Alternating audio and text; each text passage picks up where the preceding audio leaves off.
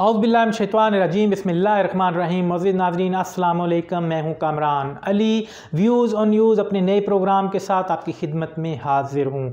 अज़ीज़ दोस्तों, आज जो मैं ख़बर लेकर आया हूँ, इससे पहले भी मैं कायद-ए-आज़म इंटरनेशनल हॉस्पिटल जो कि रावलपिंडी में मौजूद है उसके मामलात के लिए एक वीडियो बना चुका हूँ।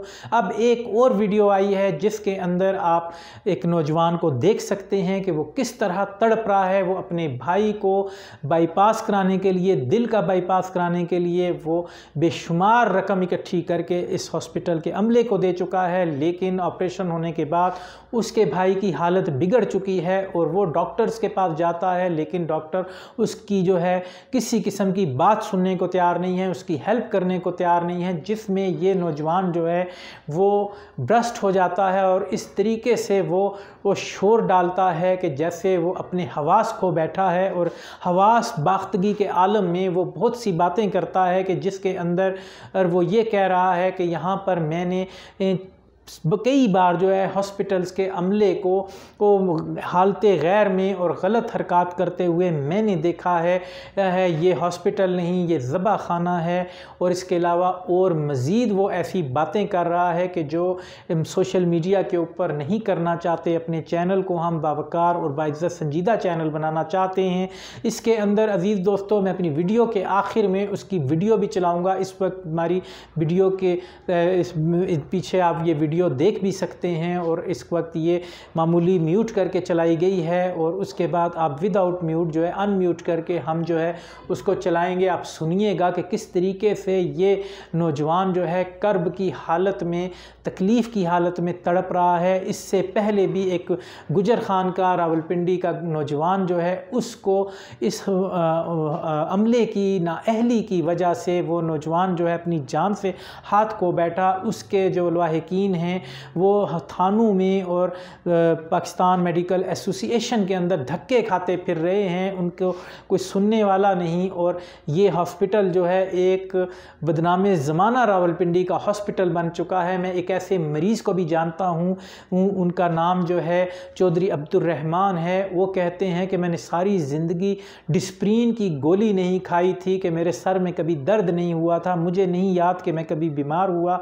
लेकिन मैं यहाँ जब पाकिस्तान आया, वो यूरोप में रहे हैं, जर्मनी में रहे हैं, कहते हैं कि पाकिस्तान में आकर मुझे थोड़ी सी घबराहट महसूस हुई तो मैं इस हॉस्पिटल में चला गया, कायद-ए-आज़म इंटरनेशनल हॉस्पिटल में, और वहाँ पर उन्होंने मुझे इस बात पर कायल कर लिया कि आपका बाईपास होगा, आप हार्ट के पेशेंट हैं।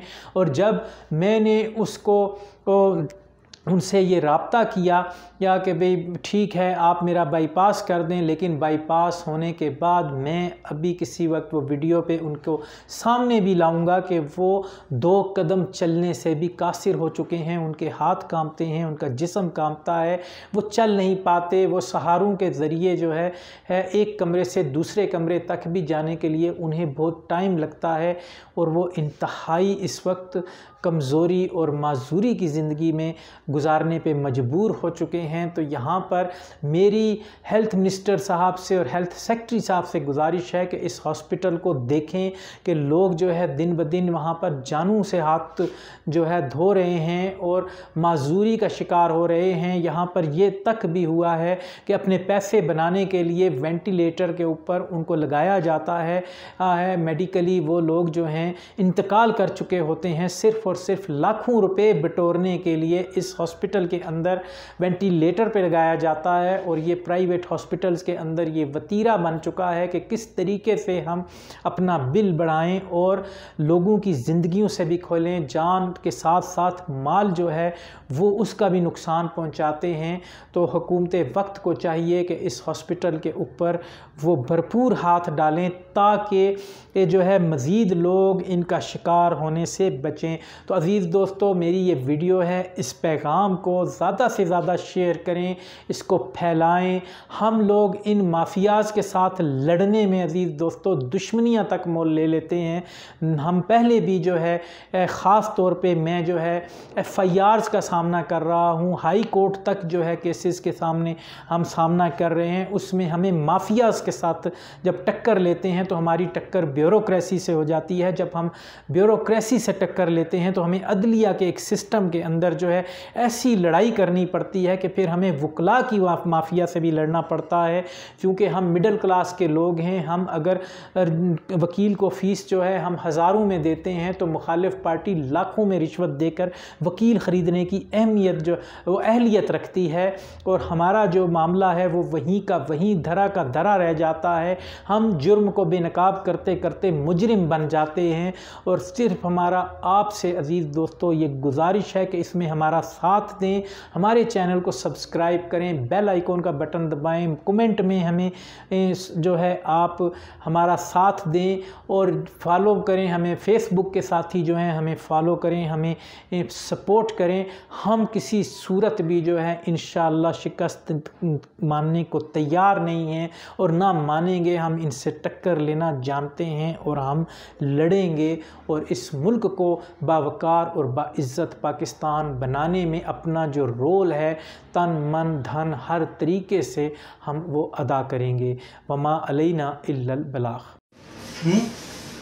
ये कायद-ए-आज़म इंटरनेशनल हॉस्पिटल है इस्लामाबाद गोरडा मोड़ के अंदर। हम यहाँ पे मौजूद है। हमारे मरीज का कल बाईपास हुआ है, ये तड़प रहा है और मैं कल भी 1000 बार गया हूँ। यहाँ पे सिर्फ इश्की माशूकी के अलावा और यहाँ पे किसिंग करने के अलावा कोई काम नहीं है इनका। यहाँ पे 6 केस मैं पकड़ चुका हूँ इस तरह के, और 1000 बार गया हूँ कि मेरे मरीज की हेल्प की जाए तो कोई हेल्प नहीं हो रही। पहले YouTube पे एक वीडियो इनके खिलाफ पड़ी है, हमें पूरी दुनिया ने कहा है कायद-ए-आज़म इंटरनेशनल में ना जाओ, ये बेगैरत है, कसाई है, जलील कर देते हैं लोगों को। हमने नोटों के थुप्पे दिए इनको, हमने बेचा है सब कुछ, हमने गाय बेची है, भैंस बेची है, मेरा भाई यहाँ पे लुट गया है, उसने यहाँ पे जिना खाना बना हुआ है, ये जिना खाना है, यहाँ पे ये लोग किसे कर रहे हैं। और मैं 6 बार कंप्लेन करने जा चुका हूँ, मेरी दाद रसी नहीं हो रही। हम सारा घर लुटा के यहाँ किस लिए आते हैं? सुने भाई, हम इसलिए आते हैं कि हमारे मरीज को तकलीफ है, कोई हमारी बात नहीं सुनता। एक कहता है उसके पास जाओ, दूसरा कहता है उसके पास जाओ। जनरल आसिफ अली खान, हम तुम्हारी वजह से यहाँ पे आए हैं, हम जलील हो गए हैं, हम लुट गए हैं। मैं पूरी दुनिया को बताता हूँ ये ज़िना खाना है, ये कसाईयों का अड्डा है। पूरी दुनिया से अपने भाइयों को, अपने वालिदैन को, अपने रिश्तेदारों को खबरदार कोई बंदा यहाँ लेके आए ये ज़िना खाने में और इस ज़िबा खाने में कोई ना आए, वरना देखो मेरे भाई की हालत, लुट जाओगे, बर्बाद हो जाओगे। और दाद रसी करने के लिए कोई यहाँ पे तुम्हें 1 मिनट के लिए नहीं आता। घंटा हो गया इनकी यूट्यूब पर, इन्होंने टिकटॉक की कोई मशहूर वीडियो नहीं है जो यहाँ टिकटॉक की वीडियो लगा के इन्होंने ट्रेंडिंग सॉन्ग चला के मेरा सुनाए हो।